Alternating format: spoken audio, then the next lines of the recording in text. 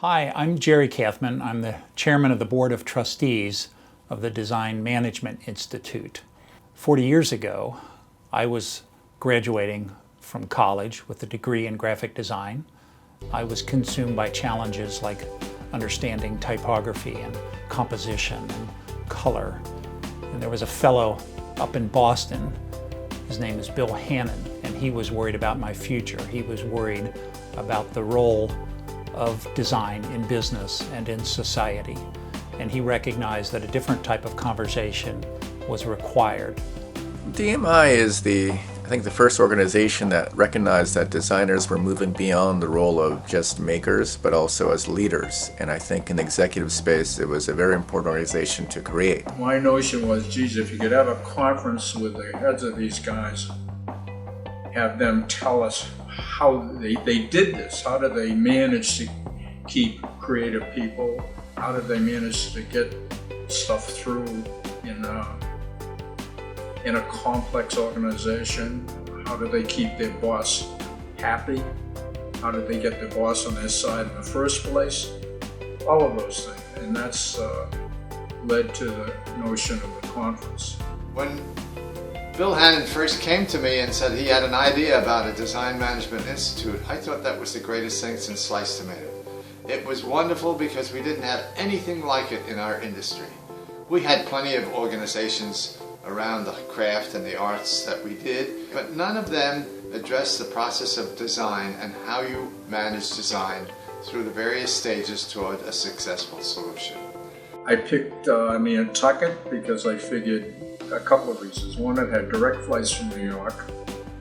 It was in everybody's mind that it was an upper end place. I wanted to make it clear it was not a program for guys right out of school or people who were just on the board starting out, which was a different market than I was looking at. I wanted the leadership, and I wanted people that were interested in the issues of design leadership. So I got the editor of the Harvard Business Review, Ed Bursks, and he agreed to be the conference moderator. So having him on the brochure gave it another set of cachet about, yeah, this is high-end, and it's about business, and it's about management, and it's about the role of design in that context.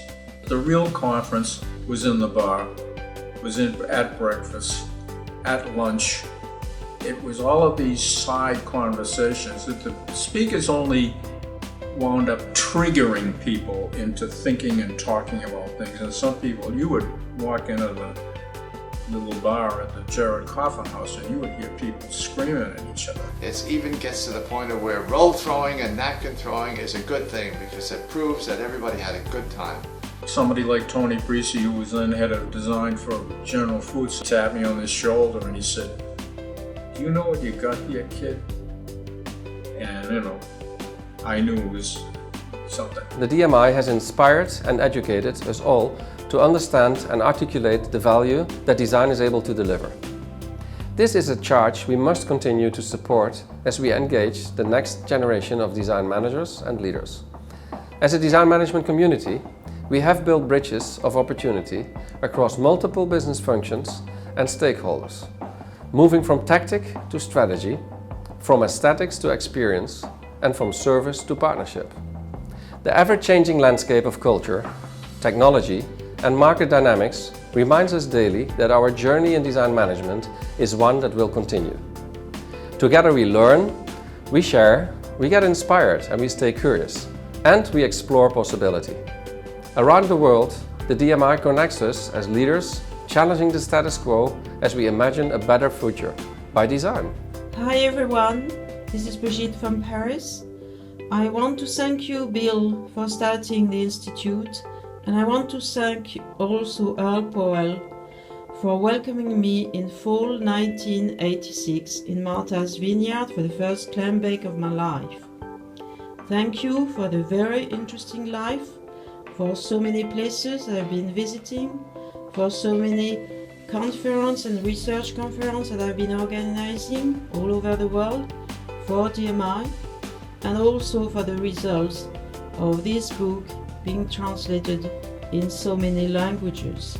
Here are the cover page that sees and make tangible that I have been living a very interesting life because of DMI and because of you all.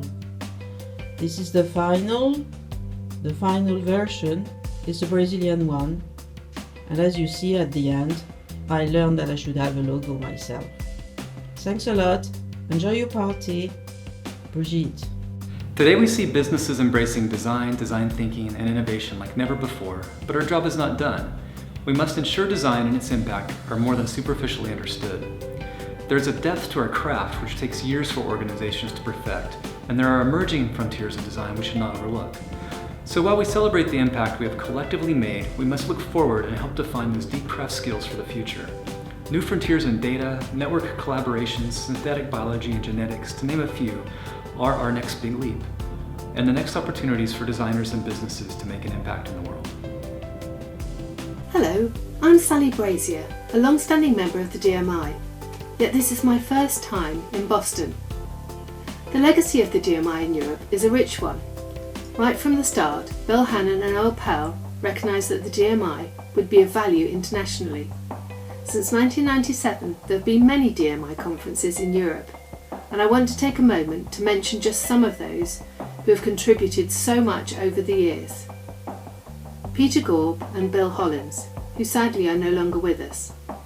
Raymond Turner, NAOMI GORNICK, John Bound, FENNEMIEK GOMMER, Stefan MARZANO and Pat Kinsley, to mention just a few. And those here now whom I met at the European conferences and with whom I've had some great discussions. Genia Viladis, Brian Gillespie, Deborah Doughton, head of the Design Business Association in the UK.